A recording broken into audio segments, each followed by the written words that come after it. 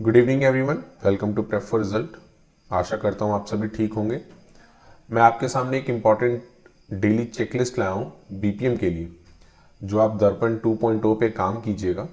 तो उस पर काम करते वक्त किन किन बातों का ध्यान रखना है और किन बातों को इग्नोर करना है, उन सारी चीज़ों को हम यहाँ पर देखेंगे। ओके, सबसे पहले हम चेक करते हैं कि हमें क्या क्या करना है। ओके, सो हमें सबसे पहले ये देखना है कि हमारे दर्पण डिवाइस में इंटरनेट कनेक्टिविटी है या नहीं। ओके, आप अभी इंटरनेट कनेक्टिविटी दो वे में कर सकते हैं, या आप किसी भी वाईफाई हॉटस्पॉट से कनेक्ट होकर के। ओके, एंड सेकंड, आपको एक पोस्टपेड सिम मिला होगा, आइदर एयरटेल का और जियो का। ओके, तो ये दोनों के थ्रू आप कर सकते हैं। सेकंड है हमारा, मेक श्योर करना है कि डिवाइस में आपका बीओ नेम, बीओ आईडी और बीपीएम का नाम बिल्कुल सही से हो। ओके, अगर नहीं होता है, ठीक है, तो यहाँ पे देखिए उसके लिए दिया हुआ है, अगर आपका बीओ का नाम, बीओ का आईडी और बीपीएम नेम नहीं मैच करता है, तो जो उस डिवाइस के यूज़र हैं, जो दर्पण डिवाइस आप यूज़ कर रहे हैं जिसमें आपका बीओ नेम या बीओ आईडी या बीपीएम नेम तीनों में से कोई भी चीज़ मैच नहीं कर रहा है, तो आप कोई भी ट्रांजेक्शन उसमें नहीं करेंगे। ओके, क्योंकि अगर आप ट्रांजेक्शन करते हैं तो फिर आपका बैलेंस डिफर करने लगेगा, जो आपका बीओ का बैलेंस होगा वो डिफर करने लगेगा। इवन उस ट्रांजैक्शन को हम प्रॉपरली स्टैब्लिश भी नहीं कर सकते। देन हमारा थर्ड पॉइंट जो है वो क्या है, जो हमारा वॉलेट अमाउंट है, ओके, वो हमें नोट डाउन कर लेना है। जैसे जो हमारा होता है ना ओपनिंग बैलेंस, ओपनिंग बैलेंस को हमको नोट डाउन कर लेना है जैसे ही हम डे बिगिन करते हैं। कहने का मतलब क्या है, जैसे हम किसी काम को शुरू करेंगे, एक पार्टिकुलर ऑफिस का जो डे स्टार्ट होगा वो डे बिगिन से होगा। सो डे बिगिन करते वक्त आपका बीओ का जो बैलेंस है वो कितना है ये आपको नोट करके रखना होगा। ओके, सपोज आपका स्टार्टिंग बैलेंस है 1000, आपने फिर फर्दर ट्रांजेक्शन किया 500 का, 100 का।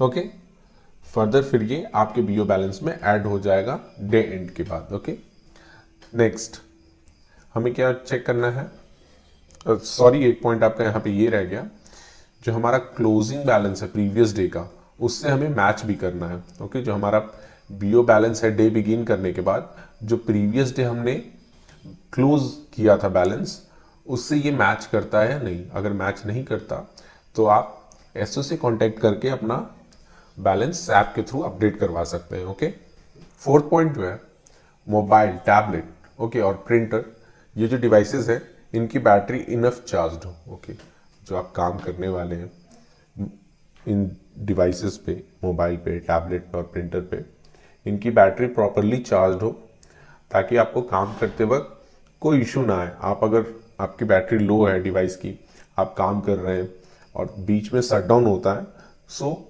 ये आपको परेशानी में डाल सकता है, आपका ट्रांजैक्शन फंस सकता है। ओके, देन ये प्रॉपरली कनेक्टेड भी हो, जो मोबाइल है और प्रिंटर है ये आपस में प्रॉपरली कनेक्टेड हो।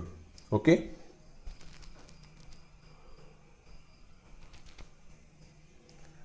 ये काफ़ी अनफॉर्चुनेट है दैट सभी को टैब मिलने वाला था और मिला मोबाइल। ओके, ये काफ़ी अनफॉर्चुनेट है, मोबाइल से काम करना थोड़ा टफ है। पॉइंट 5 हमारा क्या है, जो प्रिंटर है, ओके, वो ऑन हो एंड प्रॉपरली कनेक्टेड हो। ओके, मैंने एक वीडियो है, वीडियो का लिंक मैं डिस्क्रिप्शन में दे दूंगा और कमेंट में भी दे दूंगा, आप उससे चेक कर सकते हैं कि प्रिंटर हम कैसे देख सकते हैं। ओके, जो हमें प्रिंटर मिलने वाला है उसके बारे में। Okay, and with required permission first time before taking any print out. कहने का मतलब क्या है, जो हमारा प्रिंटर है वो प्रॉपरली कनेक्टेड होना चाहिए, ऑन होना चाहिए, एंड जो नेसेसरी परमिशन है, जैसे जो प्रिंटर होगा वो ब्लूटूथ प्रिंटर होगा, तो वो ब्लूटूथ के थ्रू प्रॉपरली कनेक्टेड होना चाहिए और उसको ब्लूटूथ से एक्सेस करने का परमिशन भी मिला होना चाहिए। ओके, पॉइंट 6 क्या कहता है, हमें जो वॉलेट अमाउंट है उसको चेक कर लेना। कब, जब हम एक अकाउंट ऑफिस से जो हमें बैग मिला है, ओके, वो रिसीव करते वक्त और रिसीव करने के बाद हमें हमेशा अपना वॉलेट अमाउंट चेक कर लेना चाहिए। हम जो ऐप है दर्पण में वॉलेट अमाउंट ही आपका बीओ बैलेंस भी होगा। ओके, सो अगर आप एओ से कैश रिसीव्ड करते हैं तो वो आप जैसे ही आप बैग रिसीव कीजिएगा वो भी आपके बीओ में ऐड हो जाएगा। तो इस चीज़ को आपको पार्टिकुलरली नोट करना है, ध्यान देके करना है। ओके, पॉइंट 7 क्या कहता है, after delivering a VP article the app will redirect to VPMO booking screen at the BPM need to book VPMO. ठीक है, जब डिलीवरी करेंगे आप वैल्यूपेबल आर्टिकल का, तो आप जानते हैं उसका वैल्यूपेबल मनी ऑर्डर के बुकिंग स्क्रीन में चला जाएगा एंड आपको वो वीपी का एमओ बुक करना होगा। ठीक है, जिसका मतलब क्या होगा कि वो कैश आपके वॉलेट में ऐड हो जाएगा उस पार्टिकुलर वीपी आर्टिकल के अगेंस्ट में। ओके, देन जब आप डे एंड करते हैं तो बोटा रिपोर्ट जनरेट करना काफी इंपॉर्टेंट है। ठीक है, इस पॉइंट को नोट करके रखिएगा, ये इंपॉर्टेंट है। फिर जितने भी आपके पेंडिंग ट्रांजैक्शन है, ओके, उसे डे एंड करने से पहले सभी अपडेट कर देना, आइदर वो फेल हो जाएंगे या सक्सेस हो जाएंगे। पर अगर पेंडिंग में होंगे तो आपका डे एंड नहीं होगा, इस चीज को ध्यान रखना है। ओके, अगर आपका कोई ट्रांजैक्शन पेंडिंग में है तो आपका डे एंड नहीं होगा। सो आपको आइदर उसे किसी पार्टिकुलर स्टेटस में डालना होगा, आइदर वो फेल होंगे या फिर सक्सेस होंगे जब आप उसको अपडेट कीजिएगा तो। ओके, और पॉइंट 10 क्या कहता है, जो अकाउंट ऑफिस द्वारा चेकलिस्ट प्रोवाइड किया जाएगा। ओके, मैं वो पीडीएफ जो है चेकलिस्ट का वो मैं आपको अपने टेलीग्राम ग्रुप पे दे दूंगा, आप वहां से डाउनलोड कर सकते हैं। उस चेकलिस्ट के अकॉर्डिंग एक्टिविटीज को परफॉर्म करना है। ठीक है, ensure the safety of mobile device and all peripheral provided. 11th point क्या है हमारा, कि जो भी हमें मोबाइल डिवाइस मिला है, फेरिफियल्स है, उस सभी चीज को प्रॉपरली सेफ्टी के साथ रखना है। वो कहीं भी मिसप्लेस नहीं होने चाहिए, कहीं गुम नहीं होने चाहिए और फिजिकल डैमेज उसे नहीं होना चाहिए। ओके, अब हम आते हैं क्या चीजें नहीं करनी है। जैसे पहला पॉइंट हमने डिस्कस कर लिया कि अगर बीओ का नाम, बीओ आईडी, बीपीएम का नाम अगर मैच नहीं कर रहा है तो यूजर को ट्रांजैक्शन नहीं करना है, आपको बीपीएम को ट्रांजैक्शन नहीं करना है। ओके, अगर आपका कोई भी डेटा मिसमैच होता है। सेकंड पॉइंट क्या कहता है कि यूजर को डेटा एंट्री नहीं करना है। ओके, कब नहीं करना है, जब वर्चुअल बैग अवेलेबल हो। ओके, तब हमें जो है डेटा एंट्री नहीं करना है। कब, जब हम बैग ओपन कर रहे हो। पर हम किस कंडीशन में डेटा एंट्री कर सकते हैं। ओके, जब जो वर्चुअल बैग है या फिर जो बैग है उसमें कोई भी आर्टिकल मिसमैच है। ओके, या फिर कोई आर्टिकल हमने रिसीव किया है बट वो बैग में नहीं ऐड किया गया है, तो with the permission of account office और एसपीएम फिर आप उसको प्रॉपरली रिसीव कर सकते हैं। ओके, थर्ड पॉइंट क्या कहता है कि यूजर जो है उसे आईएनएस, वीपीएल, वीपीपी, ठीक है, सीओडीज जो है स्पीड या फिर बिजनेस पार्सल्स, उसे नॉर्मल रजिस्टर आर्टिकल के कैटेगरी में मैनुअली इंटर नहीं करना है। ओके, ये नॉर्मल रजिस्टर आर्टिकल की लिस्ट में नहीं होंगे।